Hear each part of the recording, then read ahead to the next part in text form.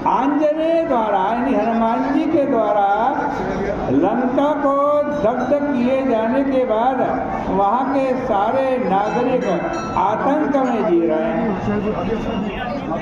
वे अपने घरों में यही चर्चा करते हैं कि जिसके दूत का आगमन यानी हनुमान जी का लंका में आगमन लंका के लिए इतना भयावह सिद्ध हुआ, और वही जब सेना सहित आक्रमण के लिए आएगा तब इस लंका की क्या दशा होगी।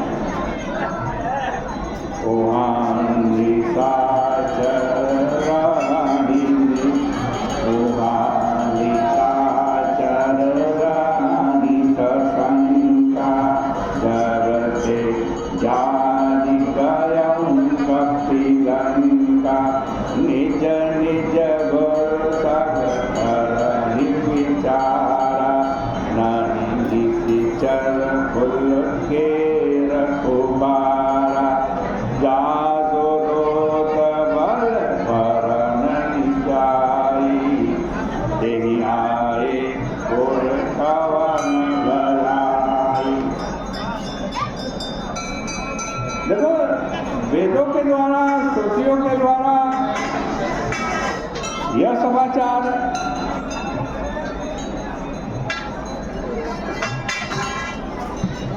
कि ब्रह्म सत्यम जगन मिथ्या, ब्रह्म सत्य है और सारा संसार झूठा। तो सत्य को जान लेना, समझ लेना यानी परमात्मा को जान लेना, परमात्मा को। देखो दूतियों के द्वारा एक बात मंदोदरी तक पहुंचाई गई।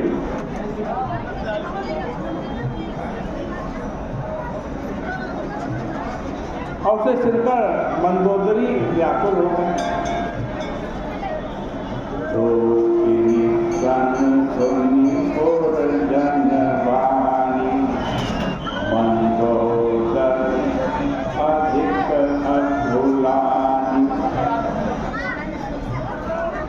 मंदोदरी तक यह समाचार पहुंच जाना और रावण को इस विषय में कुछ भी ज्ञात न हो पाना रावण की राजनीति का सबसे बड़ा उपहास है। गुप्तचरों को राजनीति में सर्वाधिक महत्वपूर्ण स्थान प्राप्त है। हमारे शरीर में 2 नेत्र हैं। शरीर में जो स्थान नेत्र का है वही राजा के यहाँ दूत का स्थान है। पर रावण शायद इसे स्वीकार करने के लिए प्रस्तुत नहीं था। वह सोचता होगा कि यह नीति वाक्य तो 2 नेत्र वाले राजा के लिए होता है। वे बेचारे तो 2 नेत्रों से एक ही दिशा में देख सकते हैं, पर मैं तो 20 नेत्र वाला, 20 नेत्र के माध्यम से 10 दिशाओं पर दृष्टि रख सकता हूं। अतः मुझे अन्य लोगों की दृष्टि पर भरोसा करने की कोई जरूरत नहीं। संभवतः उसे यह सत्य भी विस्मृत हो गया कि सुरा पीकर आंख वाला व्यक्ति भी अंधे के समान आचरण करता है। पद के मद में उसे इतना अनुमत बना दिया था कि वह स्वयं सत्य को देखने में असमर्थ था। और इससे भी बड़ा दुर्भाग्य उसका यह था कि वह श्रवण शक्ति का भी सदुपयोग नहीं कर पाया। मंदोदरी ने दूतियों के माध्यम से समाचार प्राप्त किए थे उन्हें दृष्टिगत रखकर वह रावण को सत्य का साक्षात्कार कराना चाहती,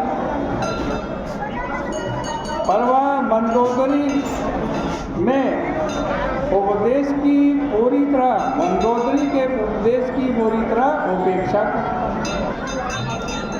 मुझे लगता है कि अत्यधिक स्नेह के कारण मंदोदरी आशंकित हो रही है, इसलिए वह स्नेह भरे स्वर में उलाना देता है कि लोकपाल भी जिसके भय से सतंग रहते हैं, उसकी पत्नी को ऐसी वीरता दिखाना शोभा नहीं देता। कम कही लोग जाके प्रार्थना सुनाए, सभी